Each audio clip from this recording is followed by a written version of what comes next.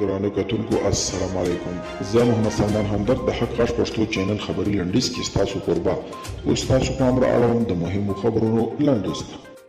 له 14 کلن ځنډ وروسته نن په رسمي ډول د هرات خوا ریل پټلۍ پرانیستل شوه. دا پروژه چې په 1985 کال کې د حامد کرزي او ایراني جمهور رئیس لخوا د چارو پیل لاسلیک شوی او په پام کې و چې د 3 کلونو کې بشپړ شي، خو د بېلابېلو ستونزو او ننګونو له کبله شاوخوا 14 کاله وروسته پرانیستل شوه.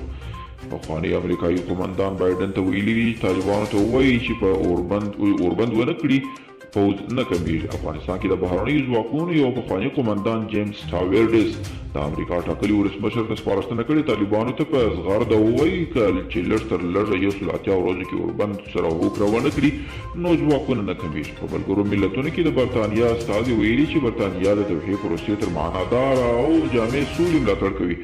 د برتانیا استازي تعهد څرګند کړی دی چې دوی به په راتلونکي میلادي کال کې له افغانستان سره 207 میلیونه ډالر پرمختیایي برخو او 93 میلیونه په امنیتي برخو کې مرسته کوي.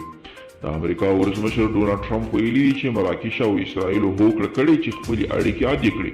ټرمپ دغه پرمختګ د یوې بلې تاریخي لاسته راوړنې په توګه ستایلی دی.